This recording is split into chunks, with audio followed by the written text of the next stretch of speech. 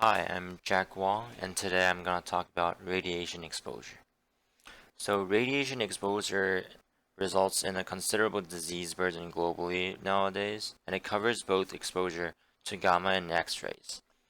According to WHO, World Health Organization, 60,000 deaths are reported from too much exposure to UV radiation, and 48,000 of these deaths are attributed to malignant melanomas, whereas 12,000 to skin carcinomas. 90% of the global burden of diseases from melanoma and several skin cancers are caused by radiation exposures. So, how radiation exposures occur? Radiation results from both natural and man-made sources. Individuals are prevalent to non-ionization radiation and ionization radiation.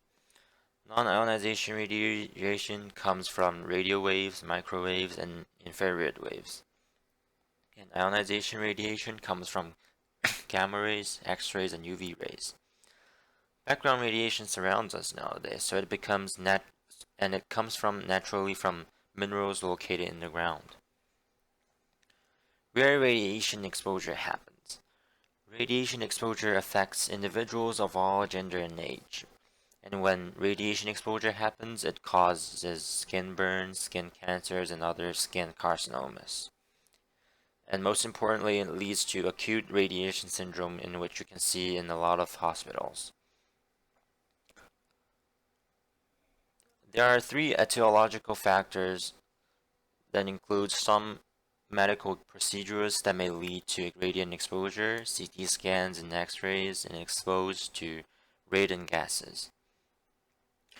Risks to the community in the future. So radiation exposure may cause a loss of lives due to acute radiation sickness, and increased overall risk of skin cancers, skin carcinomas, and malignant melanomas, mild headache, and eye problems. So, how to solve the radiation exposure? This is one of the strategies that come up. So, according to HealthWise staff, patients must be free to ask their doctors the level of radiation that may result from having a CT scan or an X-ray. Patients should inquire if other tests such as MRI or ultrasound can be done instead of risky CT scans so that they can avoid radiation exposure. Another one is that reduce the electromagnetic radiation exposures from mobile phones. Individuals fearing radiation exposures must reduce the amount of time they spend on their cell phones nowadays, because students like us spend like 5 hours a day or 6 hour days a day on our phone. It is also recommended to use a speaker mode or headsets to increase distance between the head and the phone. There is an historical example for this one. According to Hobbes, the Chernobyl nuclear disaster had to be stopped to prevent further radiation exposures. The state authorities used helicopters to dump more than 5,000 metric tons of sand, boron, and clay into the burning. The authorities brought in 400 miners who dug into the nuclear plant to install a cooling system, because underground water was also threatened to the exposure of radiation. And the other example is that Kramatorsk radiological accident.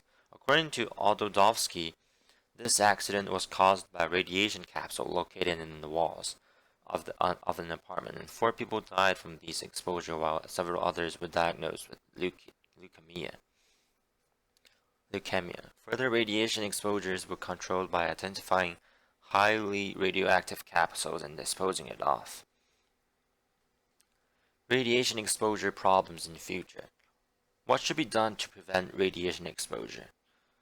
So the 3 main points are to reduce time near radioactive sources, and to increase distance between yourself and the source, as well as using shielding when you certainly know that you are in a radioactive zone.